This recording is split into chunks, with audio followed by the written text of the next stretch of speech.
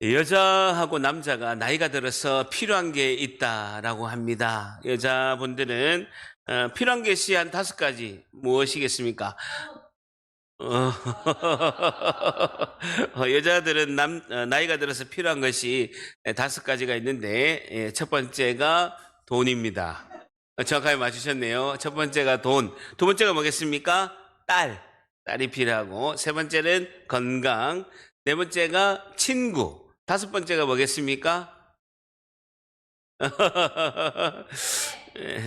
다섯 번째가 미용실이라고 합니다. 미용실. 여자는 죽으나 사나 예뻐야 되기 때문에 미용실이 이렇게 필요하다라고 합니다. 남자가 나이가 들어서 필요한 것이 5가지가 있다라고 합니다. 남자들이 필요한 5가지가 무엇일까요? 뭐라고요? 예. 예. 오래간만에 청소년부가 갑작스럽게 또 부활해가지고, 제가 무척 당황스럽습니다. 휴거돼가지고 안 보이더니만 갑자기 오늘 부활해가지고, 남자가 나이가 들어서 필요한 것은 첫 번째 부인, 두 번째 아내, 세 번째 집사람, 네 번째 와이프, 다섯 번째 애들 엄마라고 이렇게 합니다. 이 이야기는 아내는 나이가 들어서 남편이 있으나 마나 하는 사람이 남편이고, 남편은 세월이 흐를수록 아내가 꼭 필요한 사람이라는 거죠. 여자는 이제 나이가 들면서 남편이 없어야 되고, 남편은 세월이 흐를수록 아내가 없이는 살 수 없는 아주 연약한 존재가 남편이라는 거, 불쌍히 여겨주시고 긍휼히 여겨주시면 감사하겠습니다. 여러분, 우리가 공동체 커뮤니티 안에서 반드시 필요한 사람이 있습니다. 반드시 필요한 사람. 이런 사람을 사명자라고 합니다. 사명자. 여러분, 오늘부터는, 이번 주부터는 우리가 마가복음을 살펴볼 것인데, 지난주까지는 우리가 사도행전을 살펴봤습니다. 사도행전의 주제는 뭐냐면요, 사명을 불태우라는 거예요. 사명을 다시 회복하라. 사명을 찾아라. 사명이 나의 삶을 이끌어간다. 사명이 이끌어가는 삶에 대해서 말씀하는 것이 사도행전이었습니다. 사도행전에 강조하는 말씀이 나의 사명이죠. 그래서 이번 주부터는 그런 이제 마가복음을 살펴볼 것인데, 사명자 한 사람을 이제 마가복음 1장에는 언급하고 있습니다. 자, 지난주에 한 성도님이 사도행전의 이제 사명에 대해서 계속 말씀을 나누니까 갑자기 저에게 카톡이 왔습니다. 한 분이 카톡이 와서 이렇게 카톡으로 질문했습니다.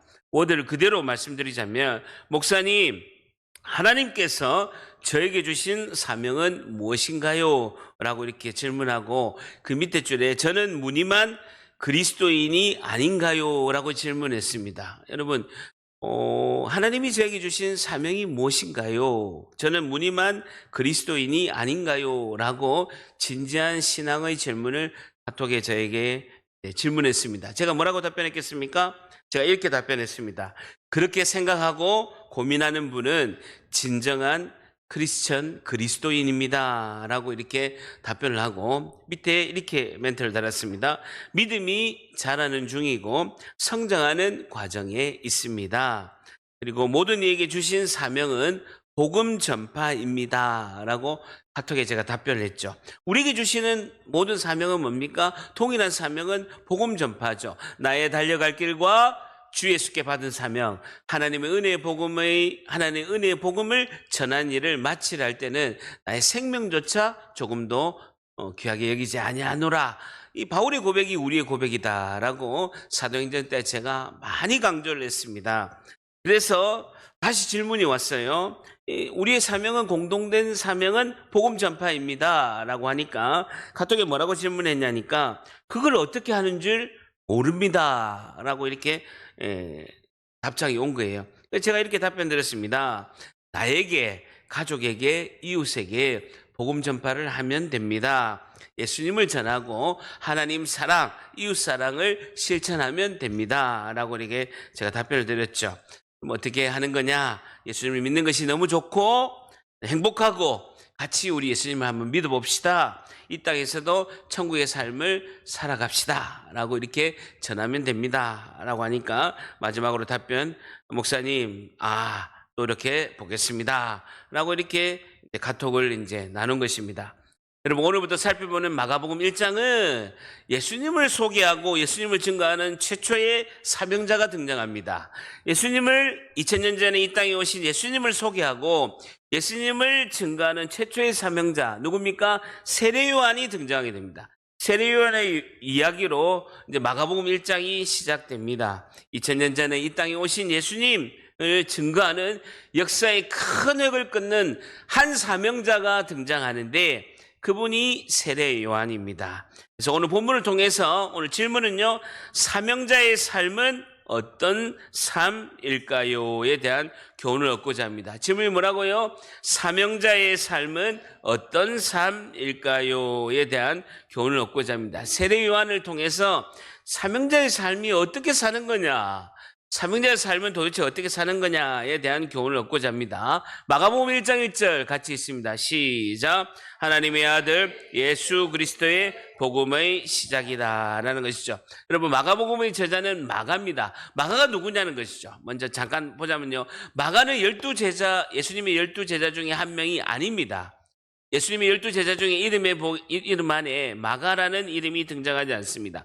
12제자가 아니고요, 마가는 부유했습니다. 그리고 아버지를 일찍 여의고, 어머니가 많이 예수님이 복음 사역할 때 많이 헌신했습니다. 여러분, 사도행전 2장에 보게 되면 120명의 예수님의 제자들이 성령이 임하는 곳이 있습니다. 그것이 마가의 다락방입니다. 마가의 2층 집이죠. 부유하고 120명이 집에 있어서 이렇게 들어갈 정도면요, 꽤 부유한 집안인 것을 이렇게 볼 수가 있고, 바울과 함께, 바나바와 함께 1차 전도 여행 때 함께 했다가 중도 탈락한 사람이 마가입니다.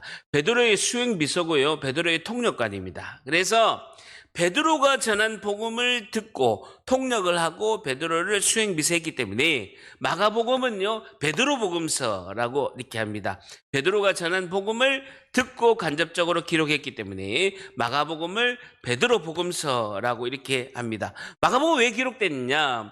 AD 64년에 로마에 황제가 있었는데, 우리가 잘 아는 황제 누굽니까? 네로가 있었죠. 네로가 미친 거예요. 그래서 로마의 시를 다 불태워버린 거예요. 로마 시를 다 불태우면서 그 영화를 보게 되면요, 막 눈물을 흘리면서, 눈물병에다 눈물을 흘리면서 로마가 불타는 걸 보고 환희에 찬 미친 황제가 네로입니다. 근데 사람들이 로마 시가 다 폐허로 불탄 거예요. 사람들이 누가 불을 질렀냐는 거예요. 가만히 이야기를 들어보니까 로마 황제 네로가 로마 시를 다 불태웠다는 거예요. 그러니까 민심이 막 불같이 일어나려고 하니까 네로가 자기가 살려고 한 희생양을 고른 거예요. 그 희생양이 누구냐면요, 그리스도인들이, 예수님을 믿는 크리스찬들이 로마에 불을 질렀다라고 소문을 내서 그리스도인들을 붙잡아가 잔인하게 사형을 한 거예요. 너희들 봐라, 로마를 불질렀던 이 사람은 그리스도인들이라 라고 하면서 많은 폭동을 일으키는 민중들 앞에서 그리스도인들을 처형하게 된 것입니다. 그래서 그리스도인들이 도망갈 수밖에 없는 거예요. 그래서 깊은 동굴 카타콤에 숨게 되고 그들은 해외로 피신할 수밖에 없는 것입니다. 이때 이들이 피신할 때 이들의 손에 들려진 작은 책자가 하나 있었습니다. 그 책자가 뭡니까? 마가복음이에요. 복음서 중에서 제일 먼저 기록된 그 짧은 16장밖에 안 되는 짧은 복음서 소책자들을 그들에게 던져준 거예요. 그래서 동굴에 숨을 때 그 소책자를 읽고 마가복음을 읽고 그들이 믿음을 간직하기 위해서 로마인들에게 준 복음의 말씀이 마가복음이라는 거예요. 마가복음은 굉장히 내용이 간결하고 짧으면서도 파워풀합니다. 중요한 말씀이고, 복음서의 가장 기초가 되고 복음서의 저자들이 제일 먼저 참고했던 말씀이 마가복음이 제일 먼저 기록되기 때문에 그런 것입니다. 자, 그러면서 1장 1절에 보게 되면요, 하나님의 아들 예수 그리스도의 복음의 시작이다라고 시작합니다. 여러분, 창세기 1장 1절이 어떻게 시작됩니까? 태초에 하나님이 천지를 창조하시니라 라고 창세기 1장 1절이 시작됩니다. 우주의 창조의 시작과 창조의 선언이 창세기 1장 1절이라고 한다면 마가복음 1장 1절에 하나님의 아들 예수 그리스도의 복음의 시작이다 라는 것은 새로운 창조의 시작을 알리고 있습니다. 새로운 창조의 시작을 복음서가 이제 새롭게 창조된 시작, 하나님의 아들 예수 그리스도의 복음의 시작이다라고 이렇게 말씀하고 있습니다. 마가복음의 전체 주제는요, 제자들의 무지입니다. 무지. 제자들이 깨닫지 못하는 거예요. 무지.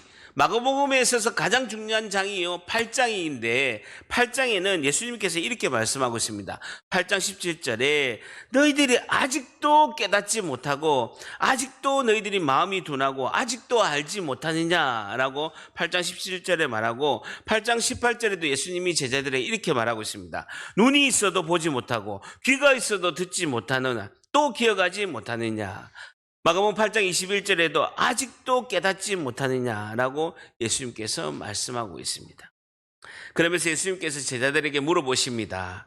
사람들이 나를 누구라고 하느냐라고 8장 27절에 말씀하고, 8장 29절에는 예수님께서 제자들이 이렇게 말씀하고 있습니다. 너희는 나를 누구라 하느냐라고 질문하고 있죠. 이럴 때 베드로가 대답할 때 주는 그리스도이십니다. 그러면서 마태복음 16장 17절에는요, 주는 그리스도시요 살아계신 하나님의 아들이십니다 라고 대답하고 있습니다. 오늘 마가복음 1장 1절은요, 예수님이 누구시냐는 거예요. 그 대답이 하나님의 아들 예수 그리스도라는 것입니다. 그러면서 복음의 시작이라는 것이죠. 우리가 좌절에 빠진 인생, 무의미한 인생, 혼돈과 불안의 그 인생의 해답이 하나님의 아들 예수 그리스도의 복음의 시작이다라고 기쁜 소식이 있는데, 예수님이 그리스도시고 예수님이 하나님의 아들이시다라는 소식이, 위대한 복음의 선포가, 복음의 시작이 하나님의 아들 예수 그리스도의 복음의 시작이다라고 마가복음은 복음서에서 큰 대포를 쏘고 있습니다. 다 같이 열단합니다. 예수님이 복음이시고 예수님이 소망이시며 예수님이 유일한 생명이시다. 이 위대한 복음을 전하는, 외치는 사명자가 등장하게 있는데 그 사람이 세례 요한이라는 것입니다.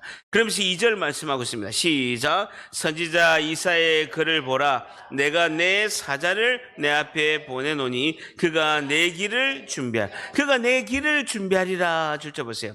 이것은 이사야의 글, 말라기 3장 1절을 말씀하고 있습니다. 두루마리가 이사야서부터 말라기까지 이렇게 쭉 하나의 두루마리로 이렇게 말려 있는데 이사야의 글이다라고 말하고 있으면서 구약 성경의 마지막 말라기 3장 1절, 만군의 여호와가 이르노라. 보라, 내가 내 사자를, 나의 메신저를, 내 뜻을 전하는 그 메신저를 보냈는데 그가 내 앞에 너의 앞에 길을 준비할 것이다 라고 이렇게 말씀하고 있다는 거예요. 예수님이 오는 길을 준비하고 예수님을 받아들일 때까지 길을 닦는 사람이 있다라는 거예요.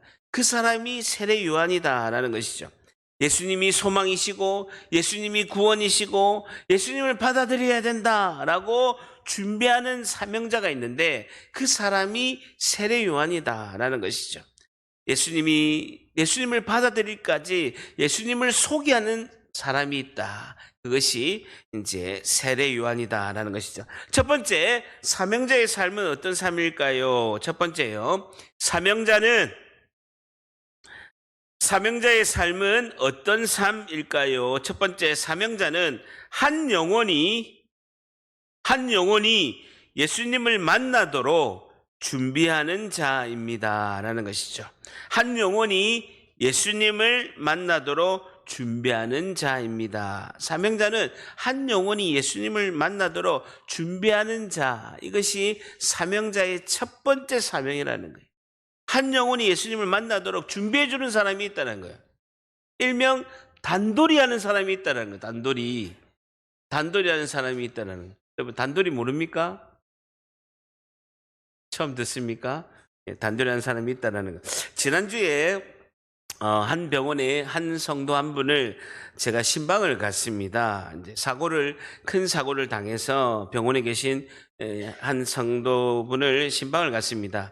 지난주 이제 화요일 내 포스코 직장에서 왼쪽 이제 손가락 두 개가 절단을 당해서 너무나 큰 사고를 당한 그런 이제 환우분을 성도분을 이제 대구의 병원에 이제 신방을 갔죠.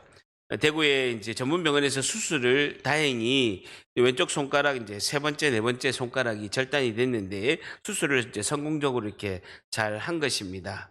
그래서 이 성도님은요, 그 부인 집사님이 그리고 셀 식구들이 부활절 날 꼭 교회를 좀 오셨으면 좋겠다라고 해서 소망하면서 전도를 한 거죠. 그래서 부활절 날 예배를 참석하고 다음 날 아주 큰 중상의 손가락이 잘리는 이제 부상을 당하게 된 것이죠. 어렵게 이제 부활절에 와서 부활절 예배를 드리고 이틀 뒤에 화요일에 일생이 있어서 평생의 가장 큰 사고가 이제 난 것입니다. 자체 이렇게 생각할 수가 있죠.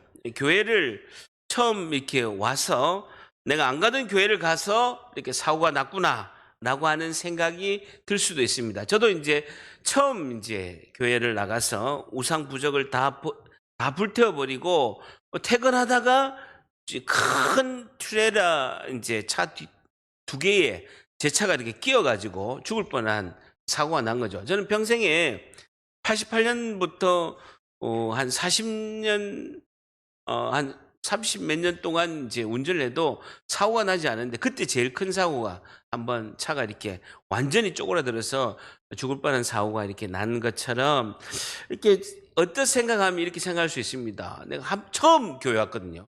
난생 처음 교회 왔는데 다음 날 손가락이 잘리는 부상을 입게 되면 내가 교회를 안 나가다가 교회 나가서 이런 사고가 났구나라고 열이면 9명이 이렇게 생각할 수 있다라는 거예요. 담임 목사 입장에서는요. 그게 이제 굉장히 이제 좀 염려가 되고 걱정이 돼서 이제 신방을 갔죠.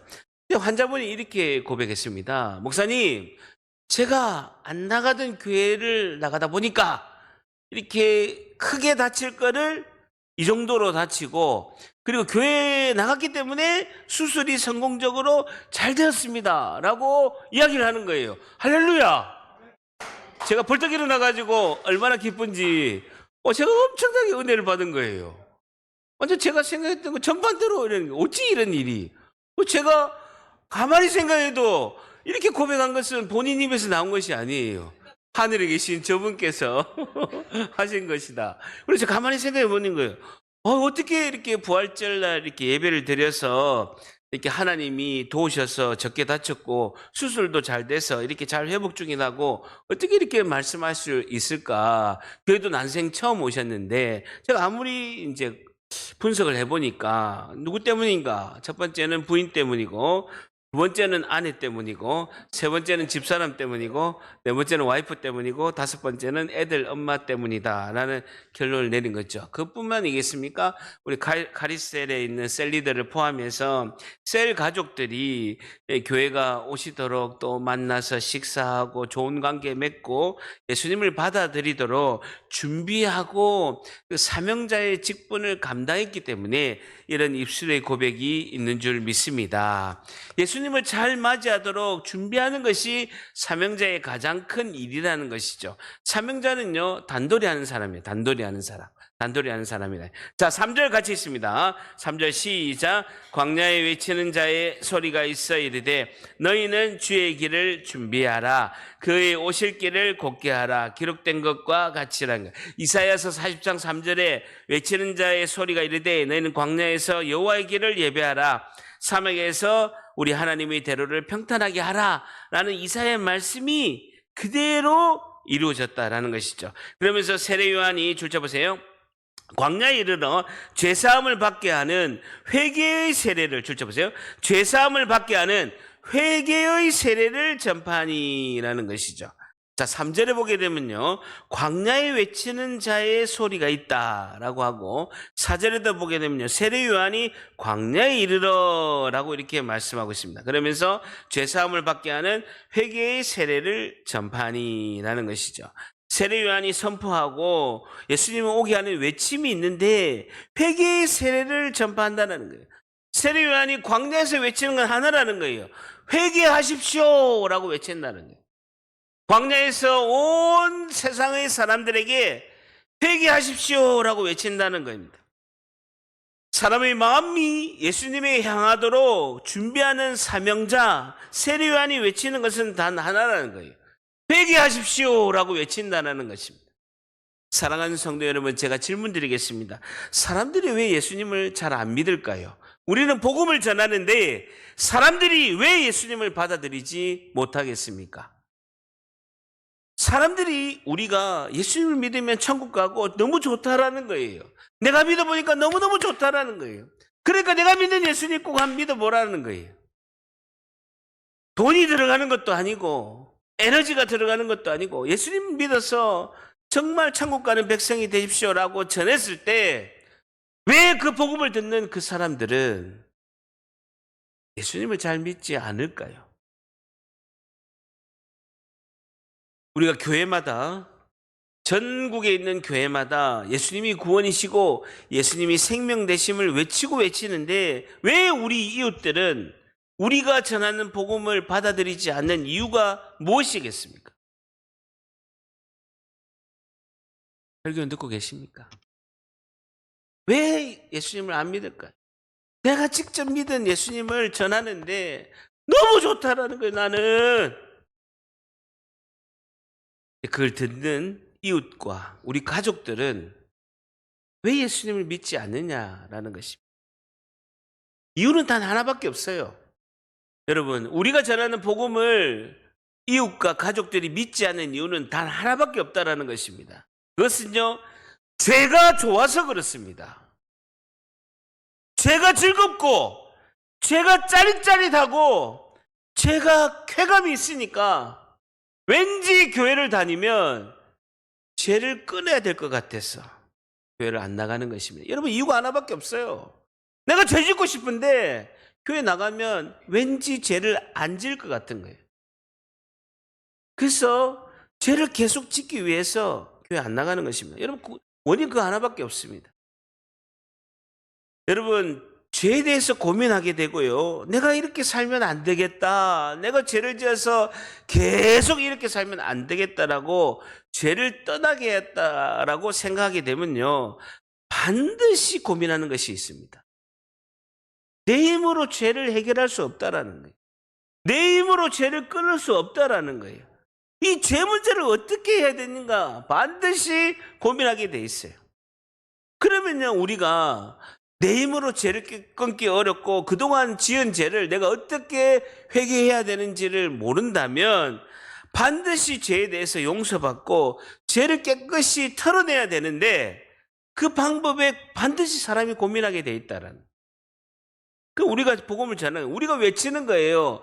죄 문제는 우리의 죄를 대신하여 십자가에 죽으신 예수님을 믿어야 되고, 예수님을 만나기 위해서는요, 광야에서 세례 요한이 외치는 것처럼 회개를 해야 된다라는 거예요.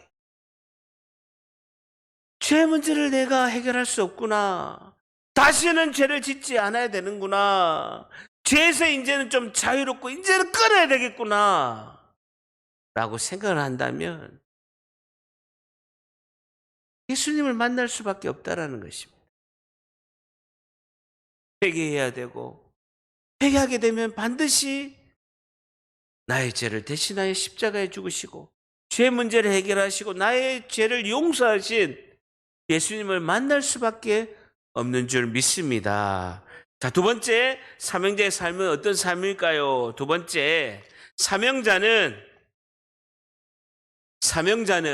회개하고 예수님을 믿도록 외치는 자입니다 라는 것이죠.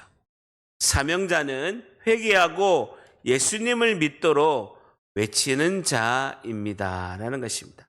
사명자는요, 회개하고 예수님을 믿도록 외치는 자입니다 라는 것이죠. 요한복음 1장 29절에 이튿날 세례 요한이, 똑같은 본문입니다, 예수께서 자기에게 나오는 것을 보고 이르시되 보라, 세상 죄를 지고 가는 하나님의 어린 양이로다 라고 세례 요한이 외치는 것입니다. 세상 죄를 지고 가는 하나님의 어린 양이로다 라는 것이죠. 여러분, 우리가 직장에서 잘 일하고 사업대에서 너무나 열심히 일하고 장사를 하고 열심히 살지만 인간이 궁극적으로 해결하지 못하는 것이 있다라는 거예요. 좌절하고 넘어지고 낙담하게 하는 것이 있는데 그것이 죄 문제라는 것입니다. 죄 문제는요, 우리가 소망과 희망으로 나아가는데 반드시 내 다리를 붙잡고 있는 것이 죄라는 것입니다. 그 죄 문제를 해결할 수 있는 것은요, 나의 죄를 다 지시고 십자가에 죽으시고 죄 문제를 해결하신 예수님 한 분을 믿는 것이 죄 문제를 해결한 유일한 길인 줄 믿습니다.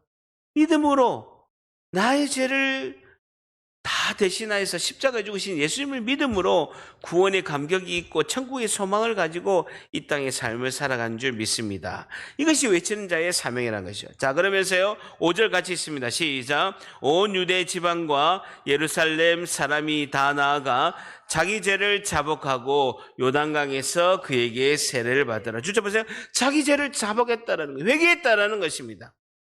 세례 요한이 이 광야의 외침에 그 당시에 자기 죄를 자복하고 회개하고 세례를 받은 사람이요, 성경학자들은 주석에 30만 명이나 된다고 합니다.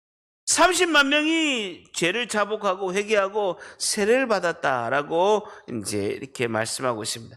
한 사명자의 영향력이 엄청나고 대단한 역사를 이루어가는 것을 볼 수가 있습니다. 자, 그러면서 6절 같이 있습니다. 시작. 요한은 낙타털을 옷을 입고 허리에 가죽띠를 띠고 메뚜기와 석청을 먹더라 라는 것이죠.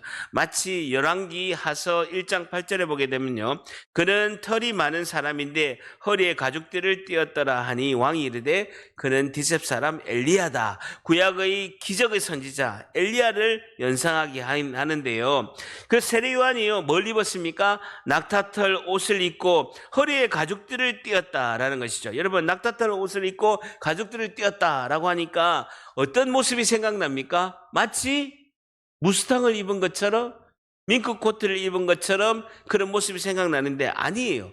이 당시에는요, 낙타털이 이스라엘에서 가장 가난한 사람들이, 서민들이 입는 옷입니다. 아주 제일 하급의 옷이 낙타털 옷이에요. 가장 가난한 서민들이 입는 옷이고, 그 중에서 좀 덜 가난한 사람은요, 이 낙타털 옷에다가 장식띠를 이렇게 매었어요.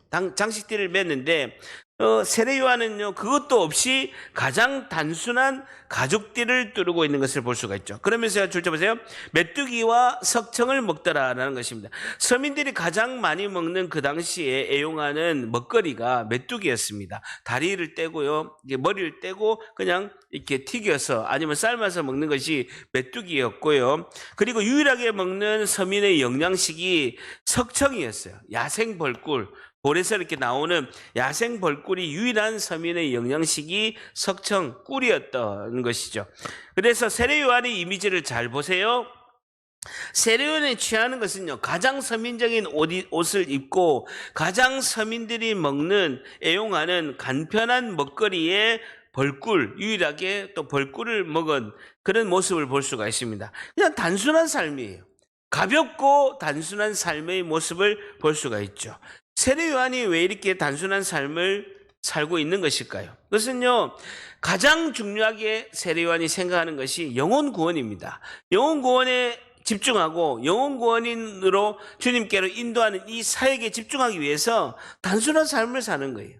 여러분 보세요. 3절에 보게 되면요, 광야에 외치는 소리가 있다고, 4절에 보게 되면요, 세례 요한이 광야에 이르렀다라고 말씀하고 있죠. 우리 인생은요, 광야 인생입니다. 나그네 인생이라는 거예요. 광야에서 있는 나그네 인생이 우리 인생이라. 광야를 지나고 있는 나그네 인생이 우리 인생이라. 우리의 고향은 어디입니까? 본향은 어디입니까? 하늘나라죠. 하늘나라에서 영원히 사는데 잠시 왔다 가는 나그네 인생이 이 세상의 삶이에요. 잠시 80년, 90년 있다가 가는 그 인생의 광야의 나그네 인생이 우리의 이 땅의 삶이라는 것입니다. 나그네 인생에서 짐이 많으면 안 되는 거예요. 여러분, 여행을 갈 때, 여러분, 여행 포장이사에 큰 트럭에다가 짐을 싣고 가는 사람이 여행 갈 때 있습니까? 없어요. 캐리어 하나, 두 개 들고 가는 것이 우리 여행 갈 때 그래 우리의 모습이죠. 인생이, 우리가 광야의 나그네의 삶이 우리의 인생이라는. 그래서 사명자는요, 나그네 인생, 단순한 삶을 살아야 돼요. 인생이 복잡하면 안 돼요. 여러분, 취미도 1개 정도면 되지 취미가 한 10개 있게 되고요. 친목 모임이 한 20개 되고 주말에 동호회가 5개면요. 인생이 너무 복잡해요. 생각만 해도 숨 막힙니다. 인생이 너무 복잡합니다. 예수님이 마음에 받아들일 마음의 틈이 없는 거예요. 예수님을 전할 공간도 없고 예수님을 받아들일 공간도 없다는 거예요. 저도 예수님 믿기 전에요. 복잡한 인생을 살았습니다. 어느 술집이 술이 맛있고 어느 회식 자리가 횟집이 맛있고 삼겹살이 맛있는 그 집을 연구하러 다닌다고요. 인생이 복잡했어요. 매일 술 먹고 술집 찾아다니고 회식할 장소 그거 찾아다닌다고 인생이 너무 복잡한 거예요. 근데요, 예수 믿고 나서는요, 술을 안 먹고 담배를 안 피니까 너무 간단해요. 집, 교회, 직장. 3개밖에 없는 거예요. 눈 뜨면 직장 가고, 오면 집에 있고, 또 눈 뜨면 새벽에 교회 가고. 그밖에 없는 거예요. 너무 단순해요. 여러분, 절대입니다. 단순한 것이 힘이다. 한 번 더, 단순한 것이 힘이다.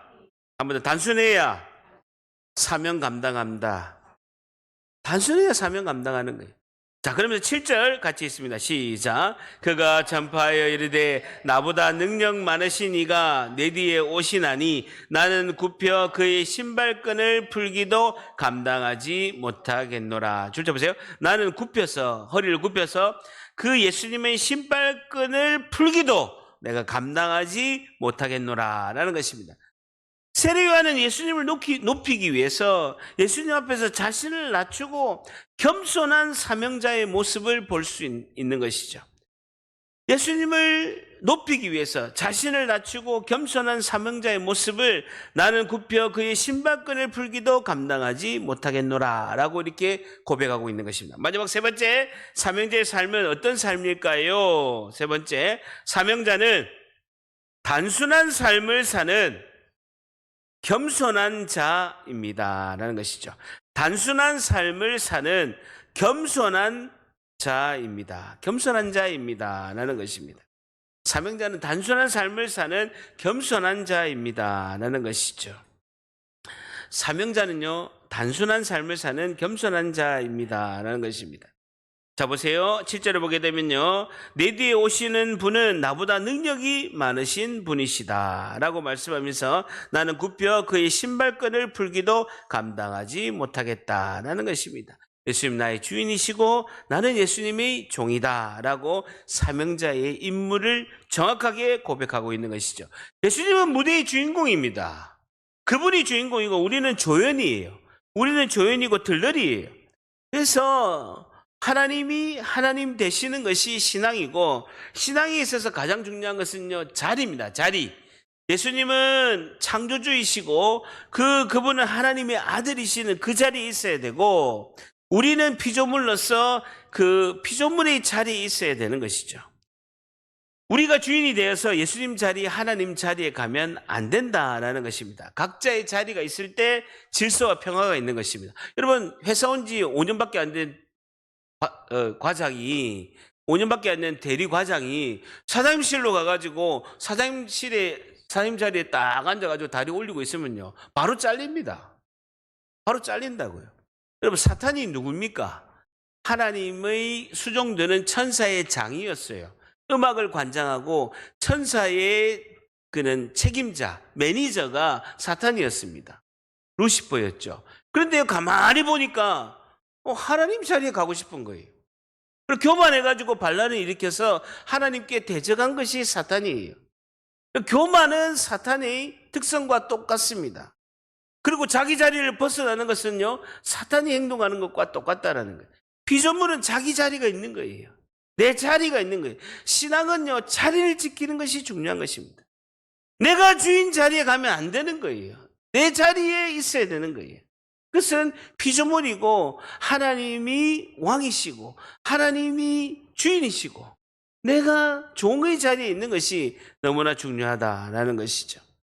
여러분, 사랑하는 성도 여러분, 제가 오늘 말씀드린 것처럼 사명자는 단순한 삶을 사는 겸손한 자라는 거예요. 여러분, 신앙에 있어서 겸손이 뭡니까?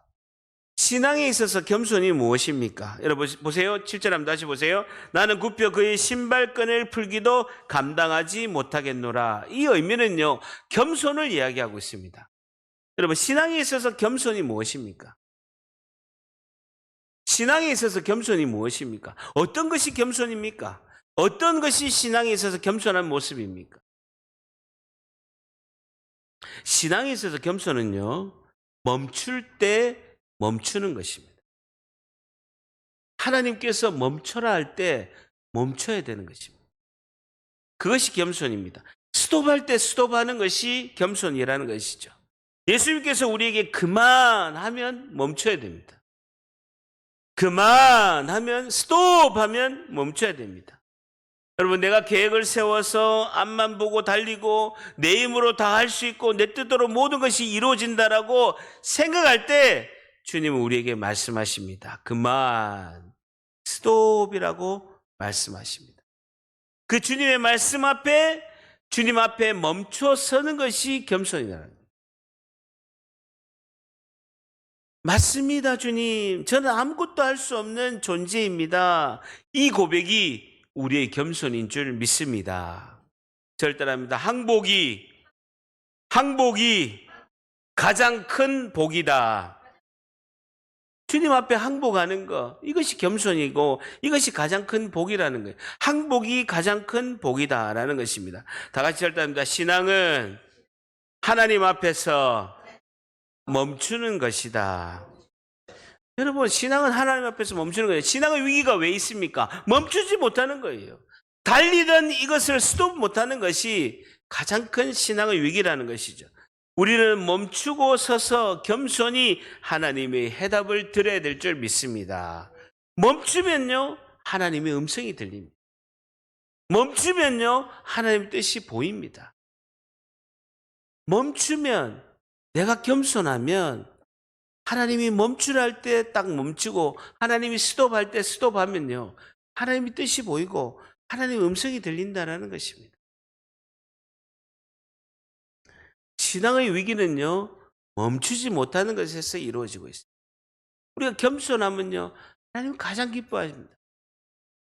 우리가 교만할 때 사단과 똑같은 모습을 가지고 있습니다. 우리가 멈추라 할 때 겸손히 멈춰서 하나님의 해답을 듣는 우리 모두가 되시기를 축복합니다.